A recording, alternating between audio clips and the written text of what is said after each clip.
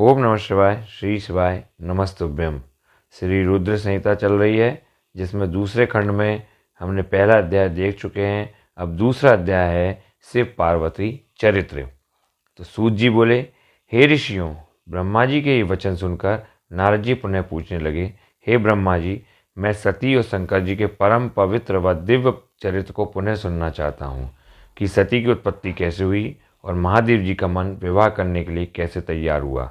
दक्ष से नाराज होकर देवी सती ने अपनी देह को कैसे त्याग दिया और फिर कैसे हिमाचल की पुत्री पार्वती के रूप में जन्म लिया। उनके तप, विवाह, काम, नाश आदि की सभी कथाएं मुझे सुविस्तार सुनाने की कृपा करें। ब्रह्मा जी बोले, हे नारद, पहले भगवान शिव निर्गुण, निर्विकल्प, निर्विकारी और दिव्य थे, परंतु देवी उमा से विवाह करने के बाद वे सगुण और शक्तिमान हो गए। उनके बाएं अंग से ब्रह्मा जी उत्पन्न हुए और दाएं अंग से विष्णु उत्पन्न हुए। तभी से भगवान सदाशिव के तीन रूप ब्रह्मा, विष्णु और रुद्र सृष्टिकर्ता, पालनकर्ता और संहारकर्ता के रूप में विख्यात हुए।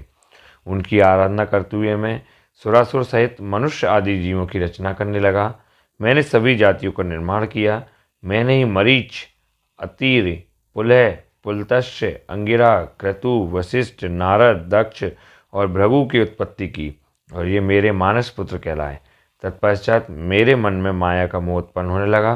तब मेरे हृदय से अत्यंत मनोहारी और सुंदर रूप वाली नारी प्रकट हुई। उसका नाम संध्या था। वह दिन में क्षीण होती, परंतु रात में उसका रूप सौंदर्य और निखर जाता था। वह साय संध्या की ही थी। संध्या निरंतर मंत्र का जाप करती थी। उसके सौंदर्य से ऋषि मुनियों का मन भी भ्रमित हो जाता था। इसी प्रकार मेरे मन से एक मनोहर रूप वाला पुरुष भी प्रकट हुआ। वह अत्यंत सुंदर और अद्भुत रूप वाला था। उसके शरीर का मध्य भाग पतला था। वह काले बालों से युक्त था। उसके दांत सफ़ेद मोतियों से चमक रहे थे। उसके श्वास से सुगंधी निकल रही थी। उसकी चाल मदमस्त हाथी के समान थी। उसकी आंखें कमल के समान थी। उसके अंगों में लगे केसर की सुगंध नासिका को तृप्त कर रही थी। तभी उस रूपवान पुरुष ने विनयपूर्वक अपने सिर को मुझ ब्रह्मा के सामने झुकाकर मुझे प्रणाम किया और मेरी बहुत स्तुति की। वह पुरुष बोला, ब्रह्मान, आप अत्यंत शक्तिशाली हैं। आपने ही मेरी उत्पत्ति की है।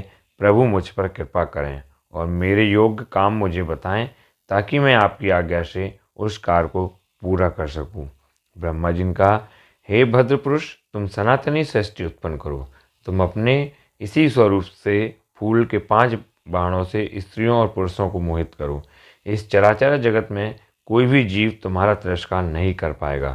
तुम छिपकर प्राणियों के हृदय में प्रवेश करके सुख का हेतु बनकर सृष्टि का सनातन कार्य आगे बढ़ाओगे।